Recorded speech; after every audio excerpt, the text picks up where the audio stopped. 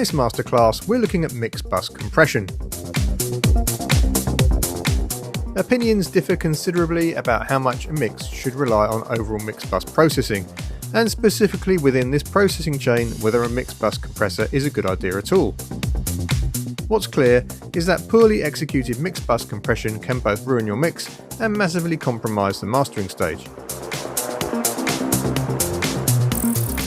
In contrast, properly executed mix bus compression can really help bring your mix components together, providing the mix glue that makes everything sound cohesive and finished.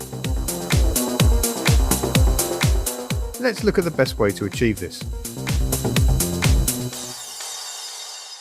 To get started, ideally you need a mix bus or mastering style compressor. This may seem like an unnecessary expense, and over time you may learn to coax the behaviour you want from a wider selection of compressors.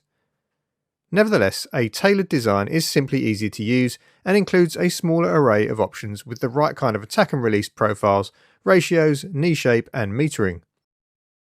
You may also find further helpful features such as stepped controls, good left-right stereo linking, a wet-dry mix, sidechain filtering and even mid-side processing. A couple of other considerations. It's important to manage levels entering your mix bus, and the simplest way to achieve this is to insert a gain plugin as the first plugin in your mix bus chain.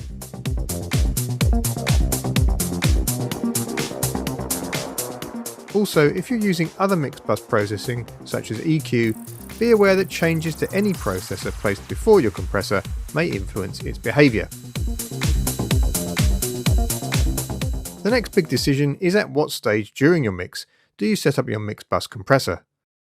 The cautious and probably more common approach is to get your mix mostly done, looking at adding mix bus compression once all your key elements are balanced.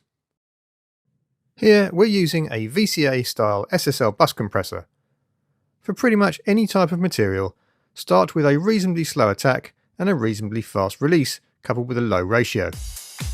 We've set our compressor attack to 10 milliseconds, release to 0.2 seconds and ratio of 2:1.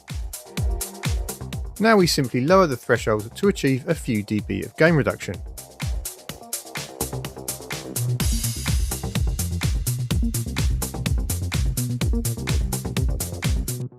As we have quite punchy material, we can also step these settings up a gear, using a higher ratio 4:1 and faster release 0.1 seconds.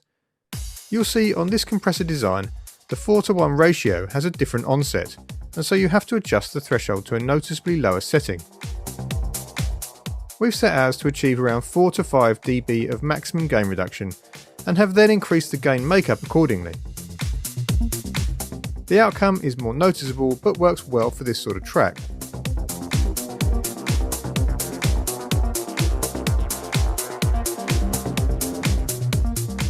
A second and arguably more challenging approach is to add the compressor early in the mix process, possibly once key transient elements such as beats and bass are roughly balanced.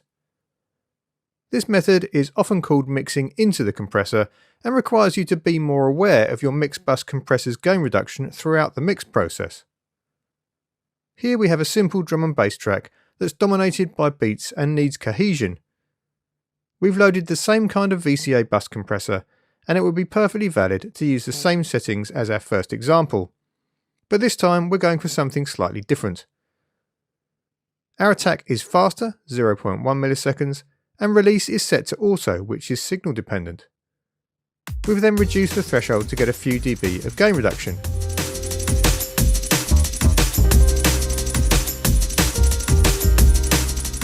We can now proceed with the mix. However, as we push and pull levels to achieve the desired balance, we are also influencing the mix bus compressor.